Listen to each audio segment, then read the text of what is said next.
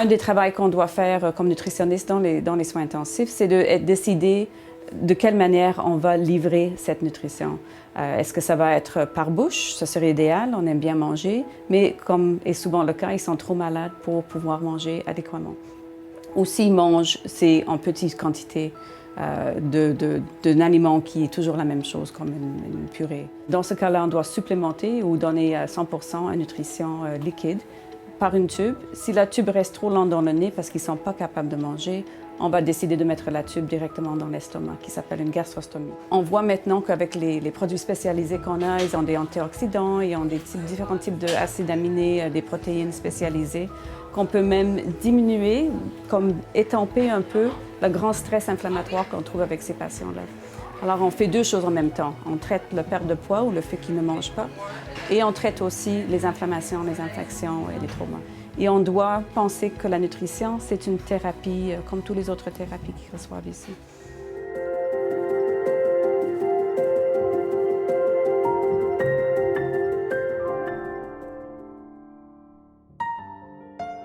Les diététistes nutritionnistes à domicile, là, je dirais qu'ils vont intervenir dans une panoplie de problèmes médicaux à domicile. Entre autres, on voit des personnes âgées, des personnes dénutries, des personnes en soins palliatifs, des personnes ayant subi une chirurgie ou une hospitalisation, des maladies chroniques, des cas de dysphagie, donc les gens qui ont de la difficulté à avaler. Donc, le premier client qu'on va aller voir, s'appelle M. Lefebvre. C'est un homme de 75 ans qui a eu un cancer de l'estomac, donc a dû se faire enlever l'estomac au complet au mois de mars. Et par la suite, il a été nourri par gavage. Donc, ce qui veut dire que monsieur était nourri dans l'intestin. Avant de quitter l'hôpital, il réussissait à s'alimenter par la bouche. On était dans une bonne progression, ça allait bien. Le gavage avait été cessé à l'hôpital et l'infirmière de liaison m'a demandé de faire un suivi à domicile pour s'assurer que monsieur comblait tous ses besoins et maintenait quand même un bon état nutritionnel. Et cet après-midi, on va aller voir Valérie Derry. C'est une jeune femme de 24 ans qui a une encéphalopathie épileptique et qui est nourrie via une sonde dans l'estomac. Elle demeure dans une résidence où il y a plusieurs jeunes handicapés. Les responsables de la résidence sont ses parents adoptifs, donc ils ont beaucoup d'expérience. Donc c'est vraiment un travail d'équipe. C'est des gens assez bien organisés, autonomes là, avec tout ça. Notre pauvre régime. Non. C'est parfait, ça. Je dirais que le travail à domicile, c'est un peu comme une vocation, là. C'est sûr, oui, on touche à l'aspect nutrition beaucoup, mais aussi, il faut prendre le client dans son ensemble parce que, son milieu de vie a beaucoup d'impact sur nos recommandations. On rentre vraiment dans leur milieu de vie. Puis, il faut vraiment les aider là, avec des conseils très simples à mieux s'alimenter, à augmenter leurs apports, à les soutenir dans les cas là, où les gens sont nourris par tube.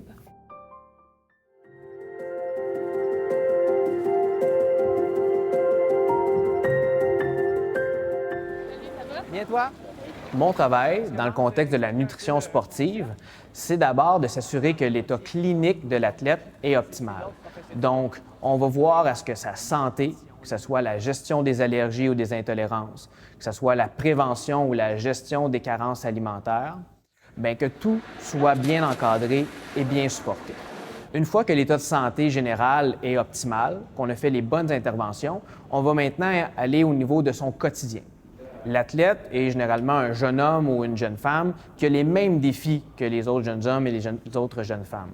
Ça veut dire gérer l'alimentation quotidienne dans un horaire chargé, avec des connaissances au niveau de la cuisine qui sont limitées, et parfois aussi des défis budgétaires. Donc, on va voir à le supporter. Ça peut aller même jusqu'à une visite à l'épicerie où on pourra aller donner des conseils sur les meilleurs choix à faire pour le côté pratico-pratique, mais également économique. Une fois que la gestion de l'alimentation au quotidien est bien structurée et bien supportée, on va passer à l'entraînement. C'est important que l'athlète développe une stratégie avant, pendant et après chacun de ses entraînements qui va lui donner toutes les chances d'être bien énergisé, de bien performer et surtout de bien récupérer. parce que la plupart des athlètes ont de nombreux entraînements par semaine, même souvent 2 par jour. Donc, on va utiliser cette période d'entraînement comme un laboratoire également. Ça va nous permettre d'essayer différents aliments, mais également différents suppléments alimentaires, sécuritaires et bien utilisés là, sous notre supervision pour voir à ce que leur niveau de performance soit optimal et qu'ils trouvent la formule parfaite, la formule gagnante pour eux. Cette formule gagnante-là va pouvoir être répliquée en moment de compétition. En moment de compétition, on va toujours supporter l'athlète, mais également l'équipe pour s'assurer de planifier l'alimentation dans les déplacements, l'alimentation à destination. On peut intervenir pour modifier les menus pour que ça soit au goût de l'équipe et des professionnels qui l'entourent, mais également peut-être la prévention des toxines-infections alimentaires.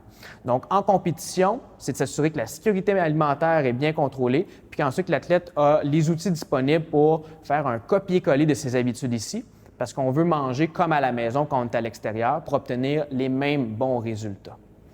Donc, pour l'athlète, on part du côté très clinique, on gravite jusqu'au niveau quotidien, entraînement et compétition. C'est une pyramide qu'on construit.